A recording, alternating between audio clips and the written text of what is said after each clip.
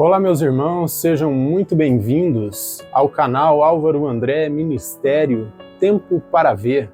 Para mim é um privilégio, uma bênção muito especial me dirigir a cada um de vocês, pessoas tão especiais para mim, para este canal.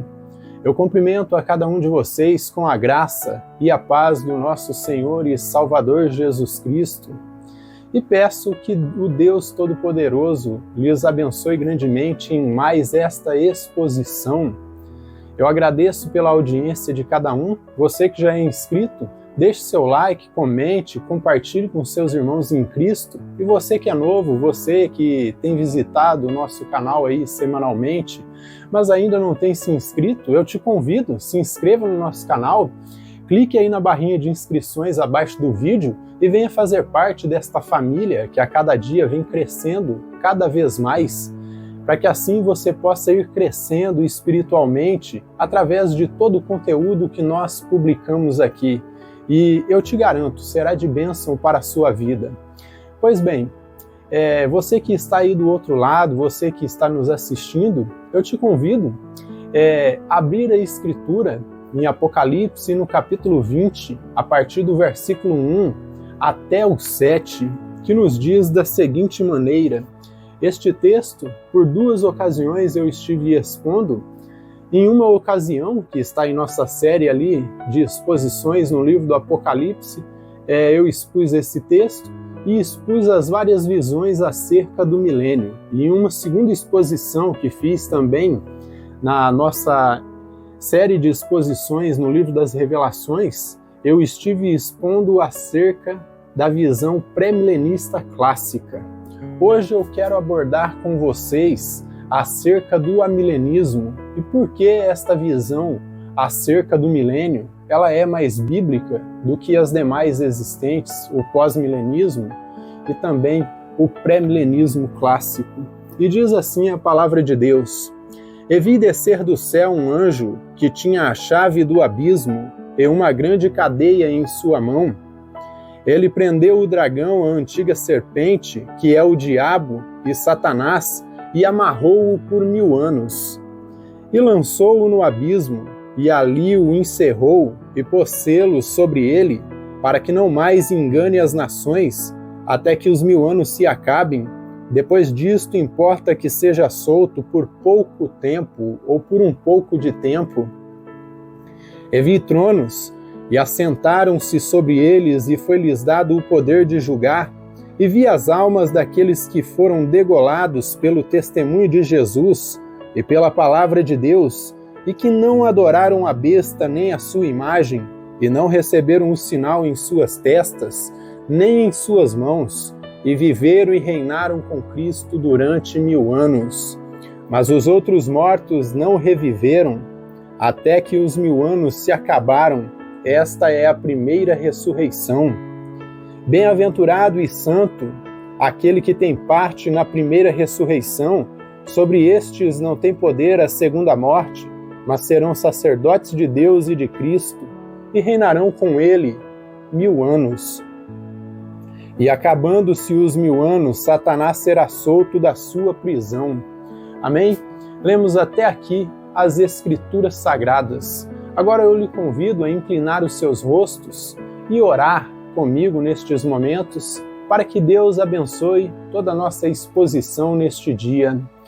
Amado Deus, no nome do Senhor e Salvador Jesus Cristo, pedimos que o Senhor nos abençoe nestes momentos, que a Tua palavra, Pai, possa ser exposta com clareza e que Teu Espírito, Pai, possa falar aos corações, Pai, que vidas possam ser edificadas, possam ser iluminadas e que Tua graça, Pai, possa transparecer nesses momentos em que estivermos, Pai, expondo e proclamando a Tua palavra, Pai. Eu peço que o Senhor abençoe grandemente todos os nossos ouvintes, Pai, todos os nossos espectadores, Pai, que semanalmente têm acompanhado as nossas exposições. Eu peço que o Senhor lhes abençoe grandemente e que o Senhor possa falar no nome do Senhor Jesus Cristo, debaixo da direção do Espírito Santo.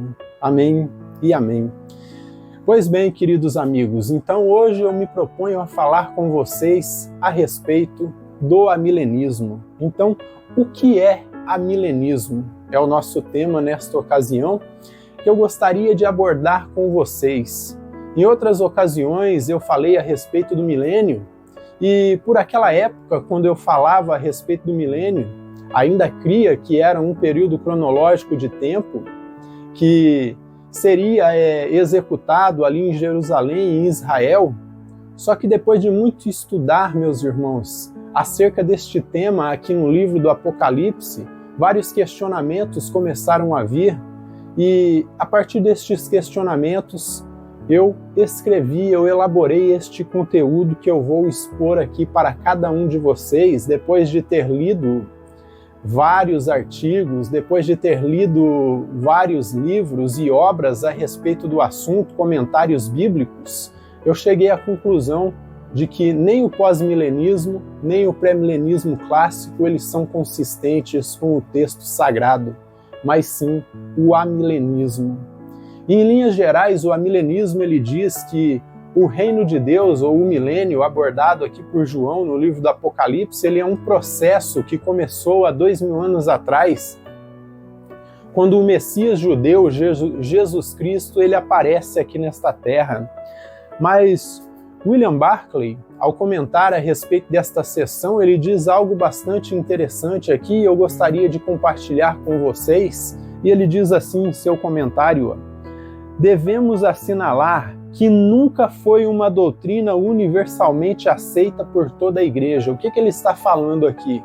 Que essa questão do milênio ser um período cronológico e literal de tempo, de 1000 anos mesmo, este número literal de 1000 aí, ele diz que nunca foi uma doutrina que foi universalmente aceita pela igreja primitiva, pela igreja da patrística, e que esta passagem em Apocalipse é a única em todo o Novo Testamento onde é mencionado. Então, tem essa questão aí de que nunca foi uma doutrina que foi universalmente aceita pela igreja e que o único lugar que a palavra 1000 anos aparece, essa frase 1000 anos aí aparece, é no livro do Apocalipse e em nenhum outro lugar do Novo Testamento.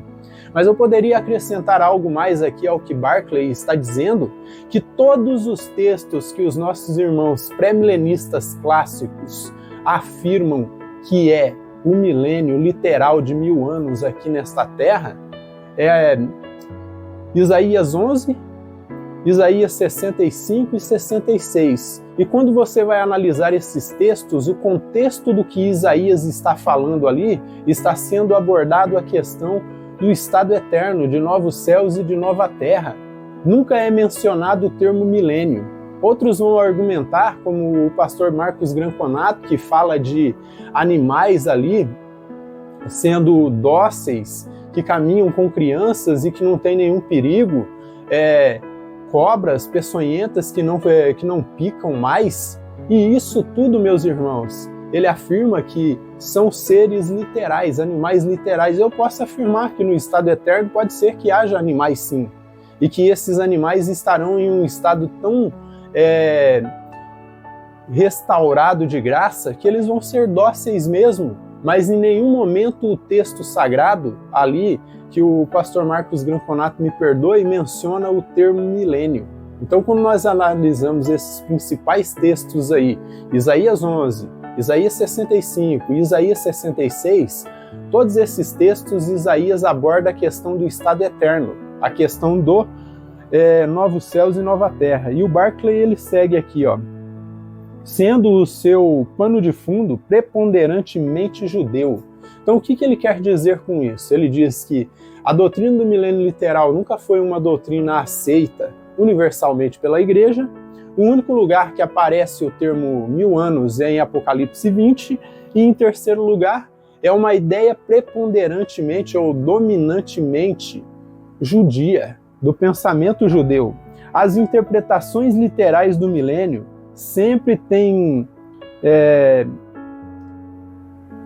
tenderam a excessos materialistas. E uma quarta questão aqui que ele aborda essas visões literais do milênio sempre tenderam a cair em questões materialistas. Então, Barclay define que a ideia de um milênio literal, ela é judaica, nasce no pensamento judeu e não no pensamento cristão. É uma ideia fadada a excessos materialistas. E o que ele quer dizer com isso? Está fadada ao materialismo porque sempre foca em questões aqui terrenas e nunca olha para o reino de Deus como algo mais amplo, algo espiritual, algo que começou há mais de 2000 anos atrás e vem crescendo desde a chegada do Messias. Então, é aqui que começam os meus questionamentos com o pré-milenismo clássico, pois, como eu disse, foca nas coisas terrenas, bem como um reino literal em Jerusalém e em Israel, foca em questões como Israel sendo o relógio do mundo, questões como que tudo o que acontece em Israel é apontamento de alguma coisa, só que quando nós analisamos o texto sagrado, quando Jesus Cristo, ele diz, está consumado, quando ele declara tetelestai, que o véu do templo foi rasgado, diante de Deus já não há mais judeu nem gentil, já não há grego, bárbaro, cita, escravo ou livre, homem ou mulher, ele olha todos como seres humanos sem distinções aí étnicas. Ele está olhando para a humanidade caída em depravação total e ele está procurando salvar essas pessoas que ele escolheu antes da fundação do mundo. Então, meus irmãos, a ideia de um milênio literal, ela começa a enfraquecer à medida que nós vamos analisando o texto. Desta forma, meus irmãos,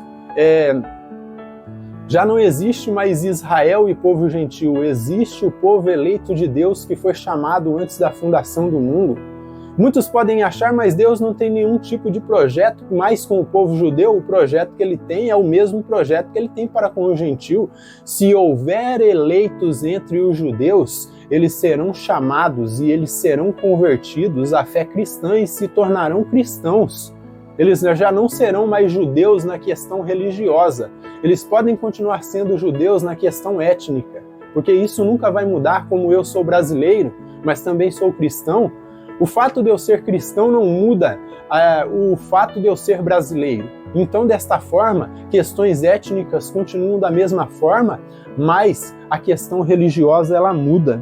Então, aqui se enfraquece o pensamento pré-milenista clássico, porque parece não ter consistência com o restante da Bíblia. Outra questão que eu vi bastante na obra de Jeffrey Johnson é os 5 pontos do amilenismo, que eu até aconselho aqueles que são curiosos a ler esta obra. Jeffrey Johnson, ele mostra em sua obra os 5 pontos do amilenismo, que o amilenismo ele interpreta a história da redenção a partir de toda a Escritura, com começo, meio e fim. Ele não aborda essa questão do milênio a partir de um único texto. Ele chega a dizer que textos obscuros são interpretados a partir de textos mais claros. Isso nós fazemos constantemente quando estamos estudando as Sagradas Escrituras. E nos versos de 1 a 7 que nós acabamos de ler, queridos amigos, por 6 vezes se repete a expressão 1000 anos, que em grego é kilia éter.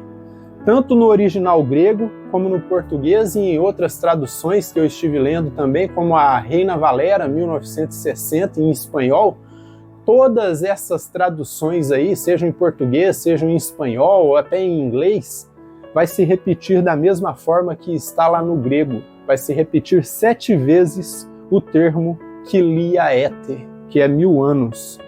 E muitos aí que são dispensacionalistas, que são pré-milenistas clássicos, que acreditam em um milênio literal, eles vão entender que o fato de estar repetindo 6 vezes aí esse termo kilia éter, aí 1000 anos, eles vão dizer, João está dizendo aí, ó, são 1000 anos, 1000 anos, 1000 anos, está se repetindo, e isso confirma que são 1000 anos. Mas a pergunta que eu lanço para vocês, será que é isso mesmo que João está querendo dizer? Ou será que a repetição é só uma forma idiomática, um hebraísmo, para mostrar que há uma realidade transcendente além desta? Mas vamos analisar aqui. Então a palavra kilia reflete um número que é extraordinariamente grande e em nosso texto pode ser que signifique até simbólico, um período de tempo simbólico. Isto dá mais força à interpretação amilenista, que, como eu disse, diz que Cristo já está no trono e que Cristo já reina, e que o milênio, o reino de Deus, foi inaugurado com a ressurreição do Senhor e Salvador Jesus Cristo. Então, meus irmãos, esse termo aí que lia, 1000, ele reflete um longo período de tempo e pode refletir até um período simbólico de tempo. E por isso, meus irmãos, quando nós fazemos a exegese aí do texto, analisando essas palavras, que são as palavras-chave do texto, nós começamos a perceber que talvez o milênio ele possa ser um longo período de tempo que tem se iniciado lá atrás. A outra palavra aí é o éter, que significa ano aí em grego, também reflete um período bem longo de tempo e até simbólico. Textos como Atos 7,36 e Mateus 4,21 usam o mesmo termo éter, ainda que traduzido como 40 anos lá em Atos e 40 dias lá em Mateus. Portanto, trata-se de uma expressão idiomática que se refere a um longo período de tempo. Eu vou explicar para vocês. 40 anos, meus irmãos, para o povo judeu que estava peregrinando ali no deserto, passando muitas vezes necessidades ali, escassez de água. Muitas vezes eles tinham que orar para Deus, mostrar onde tinha água para que eles pudessem beber. O alimento também era escasso, era tudo controlado, e eles tinham ali todas essas dificuldades, a ardência do sol, e desta forma, 40 anos olhando para quem está de fora de um deserto como aquele deserto do Sinai que eles peregrinaram ali, parece ser pouco tempo, mas para quem está dentro do deserto parece um longo período de tempo. E muitos podem falar, mas 40 dias que Jesus passou ali jejuando, 40 dias e 40 noites, para quem está fora ali deste teste que Jesus passou, parece um curto período de tempo, só são 40 dias e 40 noites. Mas eu pergunto a você, querido amigo, você que está me ouvindo nesses momentos, você teria condições de ficar 40 dias e 40 noites sem comer e sem beber nada? Então, para quem está jejuando, para quem está sendo tentado, para quem está sendo testado ali, para quem está sendo provado, 40 dias pode pode se sentir como 40 anos, se torna um longo período de tempo. Então é uma expressão idiomática que se refere a um longo período de tempo, por isso a interpretação pré-milenista clássica de um período cronológico de tempo aí literal de 1000 anos, de reinado de Cristo na Terra, ele se enfraquece e torna-se inconsistente com a leitura e a interpretação do texto sagrado, do nosso texto. Então, que lia éter, 1000 anos, significa um período simbólico de tempo que se iniciou na ascensão do Senhor Jesus há mais de 2000 anos atrás, quando ele declarou: todo o poder me é dado no céu e na terra. Todo o poder lhe foi entregue no céu e na terra e também na igreja, em nossos corações. E veja aí, meus irmãos, textos como Mateus 3, 1 e 2. Veja como João Batista ele começa um de seus sermões. Percebam o que diz aqui, ó, Mateus 3, 1 e 2. Veja o que João Batista ele declara. Mateus 3, 1 e 2. Aqui na ACF Almeida Corrigida e Fiel, diz assim, ó: E naqueles dias apareceu João Batista pregando no deserto da Judéia. E veja o que ele diz no versículo 2, ó. E dizendo: arrependei-vos, porque está próximo o reino dos céus. Só que se nós formos em Mateus 4,17, veja o que Jesus ele diz aqui. João Batista, como ele era o precursor da primeira vinda de Cristo, ele está dizendo, está se aproximando o reino dos céus, o Messias está vindo aí. Só que Jesus, ele diz um pouquinho diferente, ó. Ele diz assim, ó. Desde então começou Jesus a pregar e a dizer: arrependei-vos, porque está próximo o reino dos céus. Em outras traduções vai dizer: porque o reino dos céus é chegado. Então, meus irmãos, Cristo declara que todo o poder lhe foi dado no céu e na terra, e ali ele sobe assunto ao céu e se senta no trono, e foi-lhe dado poder na igreja e em nossos corações. O reino de Deus se aproximou, ele chegou. Tanto João Batista como Jesus afirmam em seus sermões que o reino de Deus havia chegado. E o que nos mostra que o reino de Deus é um processo, queridos amigos, que se iniciou há mais de 2000 anos atrás, com a chegada do Messias, Jesus Cristo. Posso citar aqui para vocês John MacArthur, quando ele inicia seus comentários no Evangelho de Marcos, que é uma próxima série de exposições que nós vamos estar fazendo em breve aqui pelo YouTube. John MacArthur, ele chega a dizer que João Batista, quando ele começa a proclamar este evangelho de que o reino de Deus estava próximo, ele era um arauto, um emissário do grande rei que estava dizendo: ó, vocês têm que se preparar, porque o rei está chegando. É uma mudança de reino, é uma transição de reino, o reino deste mundo vai ser mudado para o reino de Deus. E olha que John MacArthur, ele era um dispensacionalista, só que ele inicia o seu comentário no Evangelho de Marcos declarando essas coisas. Só que se nós lermos aqui, se nós voltarmos um pouquinho atrás, queridos amigos, em Apocalipse 5, fica claro que Jesus, ele já tem toda a autoridade. Ó. Veja o que diz aqui, ó. Prestem bem atenção. Ó. Apocalipse 5, de versículo 1 a 8. Ó.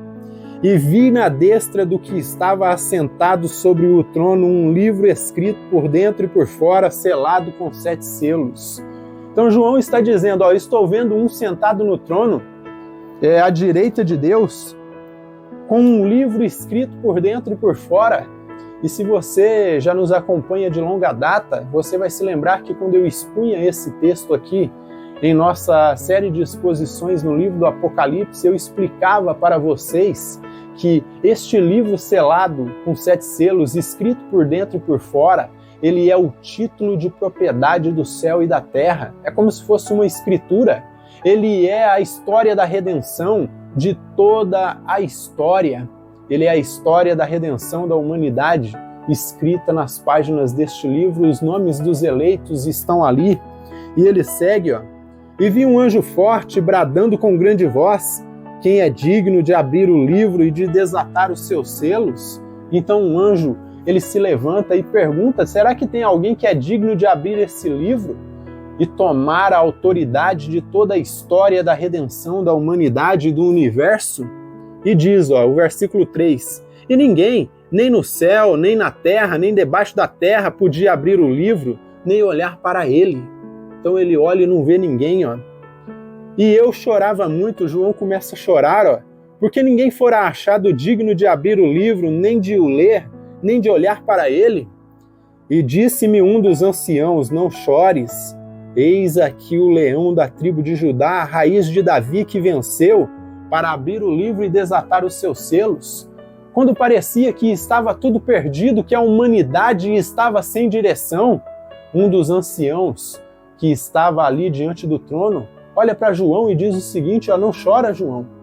Tem um aí que é digno, é o leão da tribo de Judá, o rei dos reis, o senhor dos senhores. É Jesus Cristo, ele é o único digno. O ancião vê um leão e João, que era como ele conhecia, ele vê um cordeiro. Ó. E diz assim, ó, o versículo 6, ó, e olhei, e eis que estava no meio do trono e dos 4 animais viventes, e entre os anciãos um cordeiro, como havendo sido morto, e tinha 7 chifres e 7 olhos, que são os 7 Espíritos de Deus enviados a toda a terra. O ancião, ele vê um leão, João, ele vê um cordeiro, e na realidade nenhum dos dois viu animal algum. Eles viram o Senhor Jesus Cristo, o Rei dos Reis, o Senhor dos Senhores. E o versículo 7, ó, e veio e tomou o livro da direita do que estava sentado no trono, E havendo tomado o livro, os 4 animais viventes e os 4 anciãos prostraram-se diante do Cordeiro, tendo todos eles harpas e salvas de ouro cheias de incenso, que são as orações dos santos. Então, Jesus ele vai à mão direita de Deus e toma este título de propriedade do céu e da terra. E assim ele mostra para todos nós, através do texto sagrado, que ele já reina, que ele tem toda a autoridade. Cristo tem o livro selado com 7 selos em suas mãos, o livro da redenção de toda a história, o que reflete sua soberania e controle absoluto sobre tudo. Cristo ele não vai reinar, queridos amigos. Cristo ele já está reinando. Cristo ele já tem tudo sob controle. Porque ele é o Rei dos Reis e o Senhor dos Senhores. É o que diz aqui, ó, Apocalipse 19:16. Diz assim, ó. Prestem bem atenção, ó. E no manto e na sua coxa tem escrito este nome, Rei dos Reis e Senhor dos Senhores. E lá em 1 Coríntios 2:8, diz assim, ó, 1 Coríntios 2:8, vai dizer o seguinte, ó, 1 Coríntios 2:8, 1 Coríntios 2:8, diz o seguinte, ó, prestem bem atenção, ó. Ele diz assim, ó, o qual nenhum dos príncipes deste mundo conheceu, porque se a conhecessem, nunca crucificariam o Senhor da glória. Então Paulo está dizendo que Cristo é o Senhor da glória, que ele tem tudo sob controle. E se nós formos aqui também em Filipenses 2, Filipenses 2, 9 ao 11, que é um texto que corriqueiramente eu estou lendo em nossas exposições aqui, porque é um texto-chave das Escrituras, que aponta para o senhorio de Jesus Cristo, e diz assim, ó, Filipenses 2, 9 ao 11, e vai dizer o seguinte, ó, vai dizer assim, ó, prestem bem atenção, ó, por isso também Deus o exaltou sobremaneira, ou soberanamente, e lhe deu um nome que é sobre todo um nome. Então Deus exaltou a Jesus Cristo soberanamente, lhe deu um nome que está acima de todo nome e que debaixo do céu não há nenhum outro nome dado entre os homens e que podemos ser salvos. Os pregadores estão sujeitos a este nome, à autoridade deste nome. Aqueles que se dizem evangelistas, aqueles que se dizem pastores, todos se prostram diante dele, para que ao nome de Jesus se dobre todo o joelho dos que estão nos céus e na terra e debaixo da terra, e toda língua confesse que Jesus Cristo é o Senhor, para a glória de Deus Pai. Por isso Jesus ele vai dizer que quem glorifica o Filho está glorificando o Pai. Quem não glorifica o Filho não glorifica o Pai. Quem não glorifica o Pai não glorifica o Filho.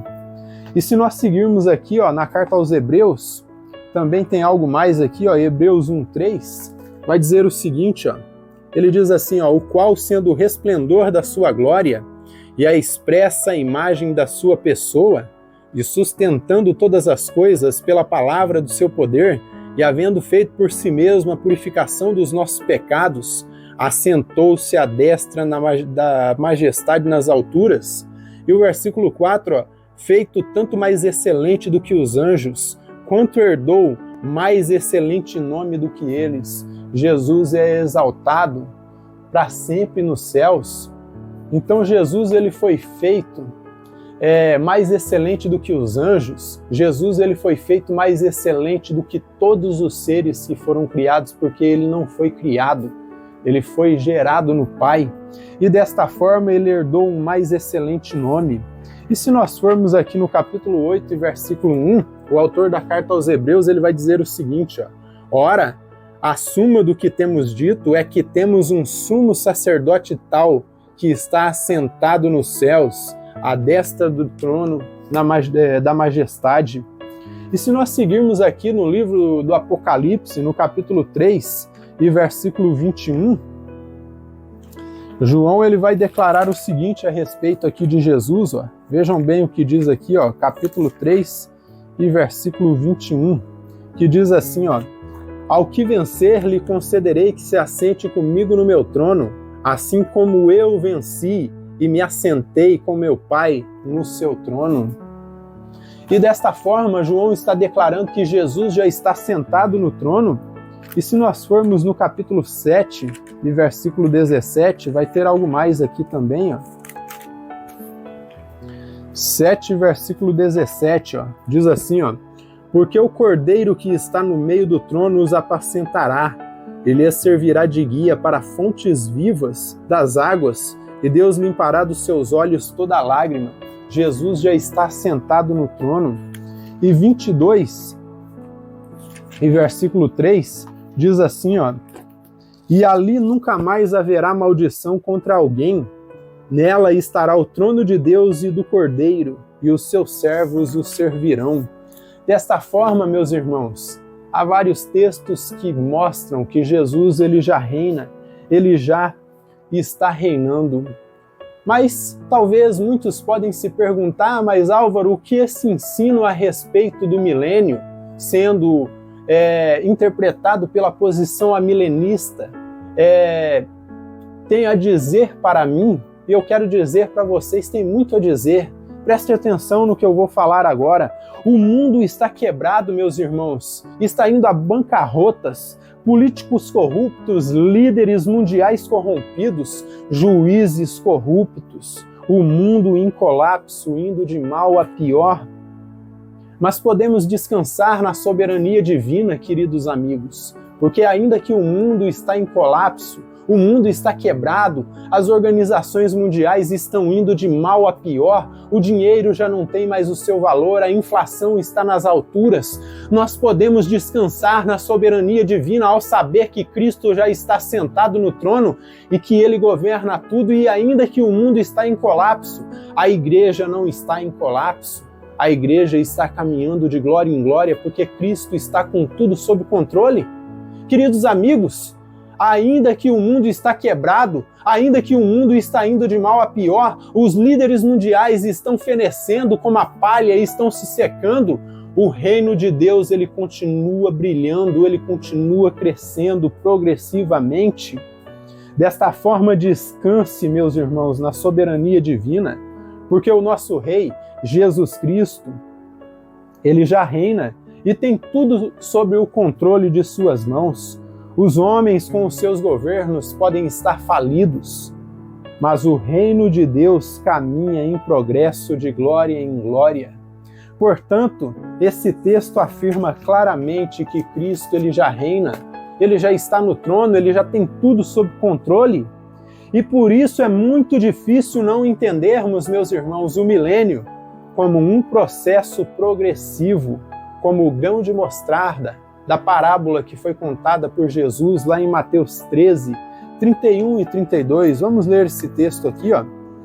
Mateus 13, versículo 31 e 32. Mateus 13, versículo 31 e 32, que diz assim, ó. Diz assim o Senhor Jesus Cristo. Prestem bem atenção, ó.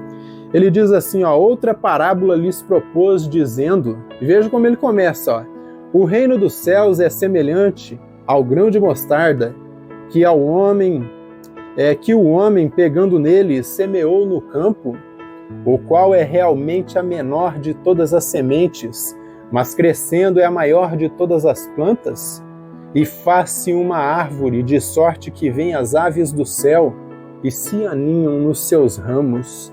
Então o reino de Deus é como uma semente, um grão de mostarda que foi plantado ali na terra, e à medida que o tempo vai passando, aquela semente vai germinando, vai brotando, vai passando pelo processo de crescimento, até que chega a uma árvore formada, e o reino de Deus também é desta forma. Mas veja aí os versículos 1 a 3, ó. E vi descer do céu um anjo que tinha a chave do abismo e uma grande corrente na sua mão. Ele prendeu o dragão, a antiga serpente, que é o diabo, e Satanás, e amarrou-o por 1000 anos. Tanto a palavra prender como amarrou aqui nesse texto, diz o comentarista bíblico Grant Osborne, que é como se fosse uma algema esse prender. Diz que Satanás ele foi preso contra a parede de sua cela, então ele só pode andar ali naquele perímetro onde ele está, é como se fosse um cachorro, como ilustrou Martinho Lutero, preso em uma corrente, que ele só vai até onde Deus permite. Então esse aprisionamento, queridos amigos, de Satanás aqui é uma limitação. E desta forma, isso não significa que ele está inativo, ele continua aí agindo, tocando o terror no mundo, mas com uma única diferença. Contra a igreja ele não pode prevalecer, e eu já vou abordar isso aí. E lançou-o no abismo, e ali o encerrou, e pôs selo sobre ele, para que não mais engane as nações, até que os 1000 anos se acabem, e depois disto importa que seja solto por um pouco de tempo. Então, Cristo ele amarrou o valente, queridos amigos, e muitos podem se perguntar, mas como que amarrou o diabo se ele continua agindo aí? Ele continua agindo, queridos amigos, naqueles que estão cegos pelo pecado, nos réprobos, naqueles que já estão condenados.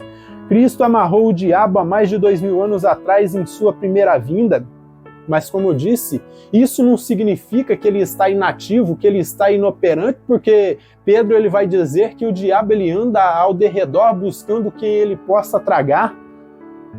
E desta forma, pois ele continua agindo, porém limitado, ele não tem força para parar o avanço da igreja. Foi o que Jesus disse aqui em Mateus 16:18 para Pedro, quando Pedro ele declara que ele entendia quem era Jesus, que Jesus era o Cristo. E Jesus ele diz para ele, sobre essa revelação que você declarou aí, eu vou edificar a minha igreja, 16:18 de Mateus, E também eu te digo que tu és Pedro, e sobre esta pedra, sobre essa declaração de que Jesus é o Messias, eu edificarei a minha igreja e as portas do inferno não prevalecerão contra ela. E desde 2000 anos atrás a igreja tem sido edificada, passando pelo período apostólico, patrística, da igreja primitiva e igreja medieval, até chegar na igreja protestante, na igreja reformada, até chegar nos dias de hoje, e as portas do inferno jamais têm prevalecido contra a igreja, meus irmãos. Os eleitos estão sendo chamados, veja quantas igrejas têm florescido, em regiões totalmente hostis ao Evangelho, em partes da Ásia, Oriente Médio e até na África. Até ali os missionários têm chegado, países totalmente hostis ao Evangelho, e ainda assim os missionários chegam por lá e estão pregando o Evangelho, pois o diabo está amarrado e ele só vai até onde Deus permite. O poder de Satanás foi quebrado na cruz. Eu já li esses textos em outras ocasiões para vocês aqui, Colossenses, capítulo 2, versículo 14 e 15. Vai dizer o seguinte, capítulo 2, versículo 14 e 15. Veja o que Paulo declara, havendo riscado a cédula que era contra nós nas suas ordenanças, a qual de alguma maneira nos era contrária, e atirou do meio de nós, cravando-a na cruz, e despojando os principados e potestades, os expôs publicamente, e deles triunfou em si mesmo. Jesus já triunfou do diabo na cruz quando ele declarou tetelestai, está consumado, está pago, a dívida foi quitada, os poderes do diabo foram limitados, e agora ele não consegue mais enganar nenhum eleito. Essa limitação prosseguiu porque quando Cristo declarou que poder viria do alto para investir a igreja, para que proclamasse o seu reino, o diabo não tem poder sobre os eleitos, apenas sobre os incrédulos e réprobos. E alguém pode se perguntar, mas Álvaro, você consegue provar isso aí biblicamente, que é só os incrédulos que são enganados? Veja aqui, 2 Coríntios, capítulo 4 e versículo 4.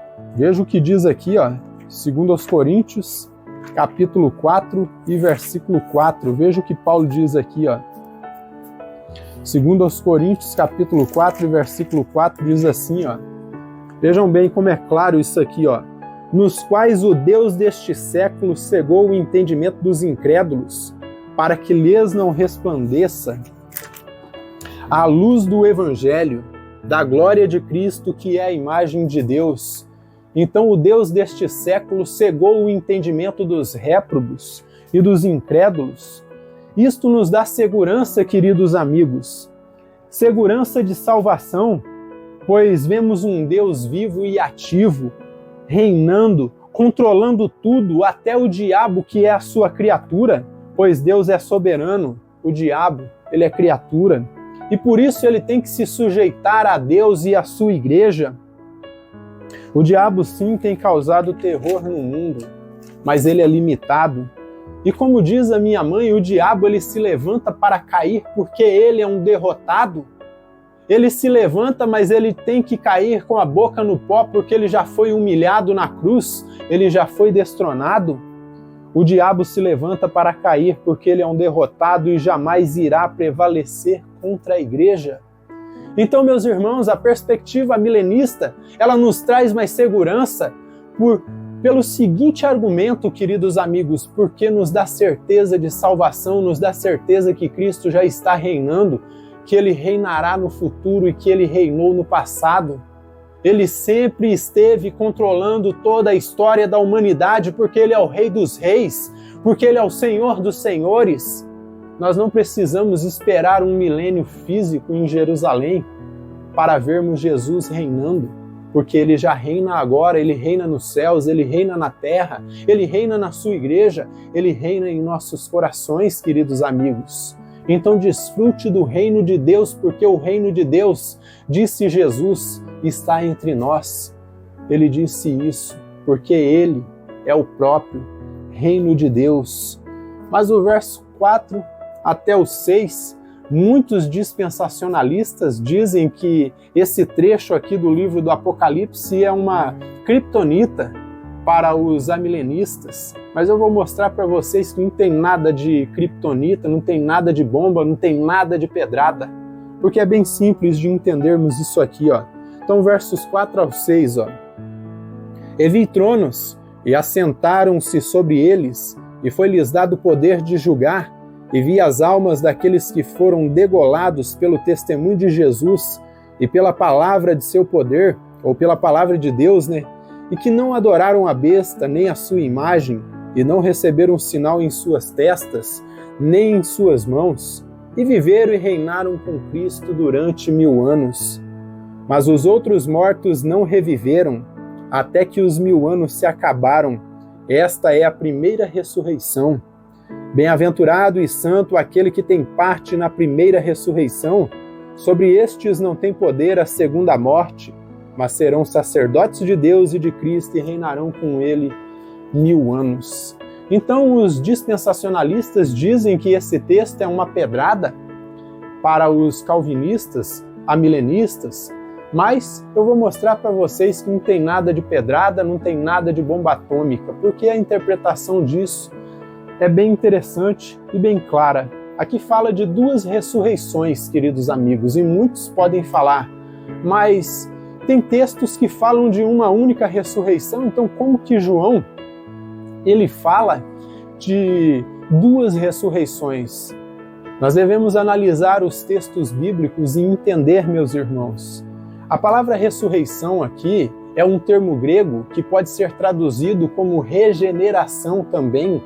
E desta forma, queridos amigos, quando João fala de primeira ressurreição, talvez ele esteja falando da primeira regeneração. Mas para um amilenista, os eventos escatológicos futuros e finais da história da humanidade ocorrem uma única vez. Não tem repescagem, como os dispensacionalistas pré-tribulacionistas eles dizem, que em uma primeira leva os eleitos são arrebatados e levados para o céu e depois uma segunda leva é salvo no meio da tribulação.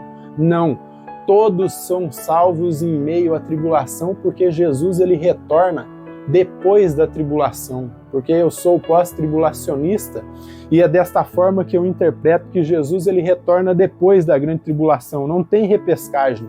Por isso que todos esses eventos escatológicos ocorrem em um único momento, em uma única vez. Então, o retorno de Cristo, a ressurreição dos ímpios, o juízo do trono branco, a distribuição dos galardões para a igreja, o juízo final e a condenação dos ímpios, tudo ocorre no mesmo período da parousia de Jesus Cristo, da segunda vinda, e o estabelecimento do estado eterno, os novos céus e uma nova terra, onde habita a justiça. Tudo após a parousia, o retorno do Senhor e Salvador Jesus Cristo a esta terra, sem nenhum milênio futuro. É isso que o texto sagrado está dizendo. Eu, desde criança, queridos amigos, ouvi pregadores dispensacionalistas, pré-tribulacionistas, pregando sobre isso e dizendo que a igreja seria arrebatada antes da grande tribulação, que os eleitos de Deus, os escolhidos, seriam tirados antes, porque Deus não permitiria que a igreja passasse pela grande tribulação. E à medida que eu fui me desenvolvendo, à medida que eu fui crescendo, que eu fui estudando as Escrituras, eu fui entendendo que tudo ocorre em um único evento, não tem repescagem, não tem primeira, segunda, não tem segunda e terceira vinda, ou até quarta vinda, como cheguei a ver alguns dispensacionalistas afirmando para poder encaixar a sua linha de raciocínio na Bíblia. Tudo exegese forçada, porque não se encaixa com a palavra de Deus. E eu vou provar para vocês já com o texto de Daniel, que diz que é uma única ressurreição. Daniel capítulo 12 vai dizer o seguinte, ó, prestem bem atenção aqui, ó. Daniel 12 e versículo 2. Veja o que ele diz aqui, ó. E muitos dos que dormem do pó da terra ressuscitarão, uns para a vida eterna e outros para a vergonha e desprezo eterno. Então Daniel está dizendo, ó, haverá uma ressurreição final, a ressurreição definitiva e física. Uns ressuscitarão para a vida eterna e outros ressuscitarão para a vergonha e desprezo eterno. Mas você quer uma palavra de Jesus? Vamos lá. Veja o que diz aqui, ó, em João 5, 28 e 29. O próprio Jesus, ele repete essas palavras aqui, ó. Vejam bem o que ele diz aqui, ó. João 5, 28 e 29. Ele diz assim, ó. Prestem bem atenção no que diz em João 5, 28 e 29, ó. E não vos maravilheis disto, porque vem a hora em que todos os que estão nos sepulcros ouvirão a sua voz. Então ele está dizendo, ó, vem uma hora em que todos os que estão nos sepulcros ouvirão a voz do Filho do Homem, do Filho de Deus, e sairão de lá. Mas ele segue, ó. Ele diz assim, ó, e os que fizeram o bem sairão para a ressurreição da vida, e os que fizeram o mal para a ressurreição da condenação. Então, uma única ressurreição final. E muitos podem estar se perguntando, mas o que é a primeira ressurreição? Eu já abordei essa questão, mas vamos seguindo aqui, ó. Então ele segue, ó, mas eu posso dizer para vocês, o texto segue o seu fluxo aqui e nós chegamos a essa questão da primeira ressurreição. O que seria a primeira ressurreição? Trata-se da regeneração que Jesus falou para Nicodemos em João no capítulo 3. Por isso diz que a segunda morte, que é o lago de fogo, de acordo com Apocalipse 20, verso 14, que está aqui, ó, ele diz assim, ó, e a morte e o inferno foram lançados no lago de fogo. Esta é a segunda morte, que é o lago de fogo, né?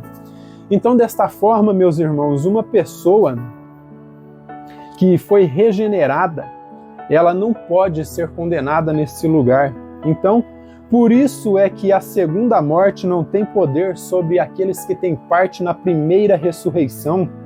A segunda morte, o lago de fogo, alguém que foi salvo e lavado e remido no sangue de Cristo, ele jamais poderá ser condenado nesse lugar, pois aquele que está em Cristo, nova criatura é, as coisas velhas já se passaram, eis que tudo se fez novo. Isso é 2 Coríntios 5,17. E nenhuma condenação há para aqueles que estão em Cristo Jesus. Isso está em Romanos 8, ó, versículo 1. Veja o que diz aqui, ó, Romanos 8, versículo 1. Ó. Portanto, agora nenhuma condenação há para aqueles que estão em Cristo Jesus, que não andam segundo a carne, mas segundo o Espírito, porque foram ressuscitados da morte espiritual. Eles foram regenerados. E a partir do versículo 31 tem algo mais aqui, ó. Ele diz assim, ó: que diremos, pois, a estas coisas? Se Deus é por nós, quem será contra nós? Aquele que nem mesmo a seu próprio Filho poupou, antes o entregou por todos nós, como não nos dará também com ele todas estas coisas? Quem intentará acusação contra os escolhidos? Contra os escolhidos de Deus? É Deus quem os justifica? Quem é que condena? Pois é Cristo quem morreu, ou antes quem ressuscitou dentre os mortos, o qual está à direita de Deus e o que também intercede por nós. Então, se temos um sumo sacerdote segundo a ordem de Melquisedeque que intercede por nós, jamais seremos condenados, porque aquele que está em Cristo, ele vai perseverar. Então, a primeira ressurreição é espiritual e a segunda, afinal, ela é física, onde alguns serão condenados e outros que foram absolvidos dos seus delitos e pecados, eles serão aí regenerados de fato, eles serão recebidos em vida eterna em Cristo Jesus. Mas se nós formos aqui, meus irmãos, a Efésios 2:1, fica bem claro isso, de que nós estávamos mortos em nossas ofensas e pecados. Veja o que diz aqui, ó, Efésios 2, versículo 1. Ele diz assim, ó: e vos vivificou, estando vós mortos em ofensas e pecados. E o versículo 5, ó: estando nós ainda mortos em nossas ofensas, nos vivificou juntamente com Cristo, pela graça sois salvos. Então todo aquele que foi encontrado por Cristo, ele está passando pelo processo de santificação, de regeneração. Ele teve um encontro com Cristo, ele tem renascido do pó e da cinza, ele tem sido vivificado, tem recebido a vida eterna e por isso ele ressuscitou do mundo dos mortos espirituais e agora ele pode ouvir, ver, ele pode escutar a voz de Deus, porque o homem morto em seus delitos e pecados, ele não consegue escutar a voz de Deus. Morto não reage, morto não escuta, morto não ouve, morto não vê. Mas quando Cristo o ressuscita, quando Cristo o chama da morte para a vida, assim como chamou a Lázaro do sepulcro, sim, ele tem a capacidade de ouvir o Evangelho. Desta forma, eu quero falar com você que ainda não foi encontrado por Cristo, que ainda não se encontrou com a pessoa de Jesus Cristo. Esse texto de Apocalipse, capítulo 20, revela para nós que Cristo ele já reina. E ele tem tudo sob controle. Mas eu quero dizer para você, querido amigo, você que me escuta, que ainda está na situação de pecado, é necessário que você se arrependa, é necessário que você reconheça que você é um pecador e que você necessita ser salvo e nascer de novo. É preciso que você reconheça Cristo como o Rei dos Reis, como o Senhor dos Senhores, o soberano da tua vida, para que você possa fazer parte do reino de Deus. Por isso Jesus ele disse para Nicodemos, aquele que não nascer de novo, ele não pode ver o reino de Deus, ele não pode entender a mecânica da salvação, ele não pode entender o reino de Deus, que já está em vigor. É necessário que você se ajoelhe e se submeta ao senhorio de Cristo e entenda o quão falho, fraco e pecador você é. Reconheça o senhorio de Cristo, confessando que Ele é o seu Senhor, que Ele é o teu Salvador. Faça isso agora, enquanto é tempo, enquanto ainda há esperança, porque depois que chegar a grande tribulação, depois que passar todo aquele período, já não haverá mais oportunidade de salvação. Quando chegar a grande tribulação, querido amigo, será mais difícil para você para ter um encontro com Cristo. Se tudo isso que eu falei para você fez com que o seu coração queimasse, é porque você é um eleito de Deus. Cristo está te chamando, reconheça os seus pecados e se entregue a Deus e às suas mãos soberanas. Entregue-se a esse Deus soberano que já está reinando. Somente Cristo pode solucionar o problema do pecado e te inserir novamente ao reino de Deus. Pois quem não nascer de novo não pode ver o reino de Deus, querido amigo. Quem não nascer de novo não pode ver o reino dos céus. Quem não tiver essa regeneração, quem não tiver um encontro com Cristo, quem não passar pelo processo de metanoia, que é mudança de mente, uma mudança radical, é como se você estivesse em uma grande rodovia e você se lembrou que esqueceu algo na sua casa, você chega no primeiro retorno e retorna bruscamente e volta para trás. É uma mudança de direção, é uma mudança de mente, onde você reconhece que o pecado te mata, que o pecado é nocivo para a sua vida e que o pecado te afasta de Deus. É como dizia Charles Spurgeon, como que eu vou continuar naquilo que matou o meu melhor amigo, que é o Senhor Jesus Cristo? A pessoa que teve um encontro com Cristo, ele jamais retornará para o lamaçal do pecado, porque ele entendeu que foi o pecado que matou o seu melhor amigo. E por isso, querido amigo, você que ainda não foi encontrado por Cristo, saiba que como bom pastor, ele está caminhando nesses caminhos cheios de pedras, cheios de pedregais, caminhos tortuosos que tem aqui neste mundo, ele está te buscando, você pode estar no mais profundo buraco que ele vai te tirar de lá. Então saiba que o teu pecado pode ser muito grande, mas Cristo ele é muito maior do que o teu pecado, ele é o Rei soberano do universo. Então pense sobre isso, reflita sobre isso, pode ser a sua última chance. Amém? Portanto, meus irmãos, o milênio pelas Escrituras é um processo. É o processo de implantação do reino de Deus, como a semente de mostarda plantada na terra, que passa pelo processo de germinação, desenvolvimento e crescimento e depois se torna uma grande árvore. Isto é o reino de Deus, o conhecimento de Deus preenchendo toda a terra, como diz Abacuque 2,14. O conhecimento de Deus enchendo toda a terra. É impossível, biblicamente, meus irmãos, um milênio físico, pois é um tanto estranho. Pessoas regeneradas, pessoas que já estão em um estado de eternidade, coexistindo. É o que diz Luiz Berkoff em sua teologia sistemática. É uma coisa um tanto estranha.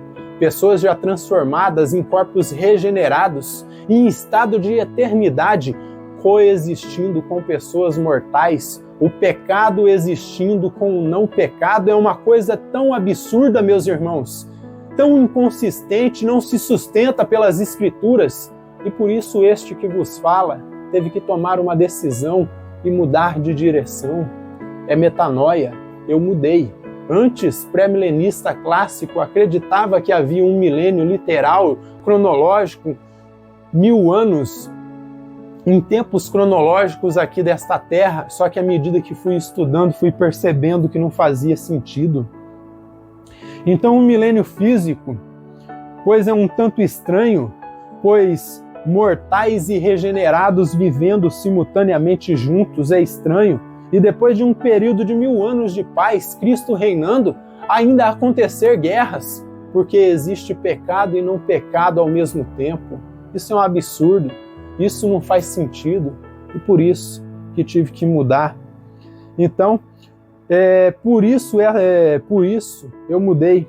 Por estas razões, em minha opinião, o amilenismo é a interpretação mais consistente com as Escrituras, pois nos faz descansar na soberania divina, sabendo que Deus tem tudo sob o controle de suas mãos soberanas. O mundo pode estar caótico, a criminalidade pode estar aumentando, ideologia de gênero, linguagem neutra,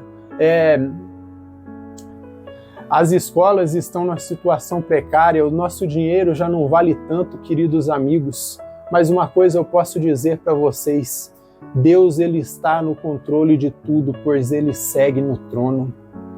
O dinheiro pode estar escasso, pode ter perdido o valor, mas saiba que ele nunca vai permitir que falte nada para você e para a sua família. Ele sempre vai te dar condições de trabalhar, de sustentar os seus filhos e a sua casa. Não tenha medo, querido amigo, porque o país está nesta situação caótica, o mundo está caótico, aonde surgem ideologias como Therian, pessoas que agora dizem que já não são mais seres humanos, pessoas que agora dizem que são animais, que são cachorros, outros que são cavalos, outros bois, ovelhas. É uma desconstrução da sociedade. Homens estão sendo fragilizados, estão sendo aí transformados em homens efeminados. Tudo isso é uma desconstrução da sociedade judaico-cristã que foi construída sob valores judaico-cristãos aí. A sociedade ocidental está caindo em colapso, está indo a bancarrotas, mas Cristo ele segue com tudo sob controle e chegará o momento, em sua parousia, que ele vai dar jeito neste mundo. Então, querido amigo, descanse na soberania divina, descanse em um Deus que é um rei vivo e soberano que tem tudo sob o controle de suas mãos. Amém? Que Deus nos abençoe grandemente.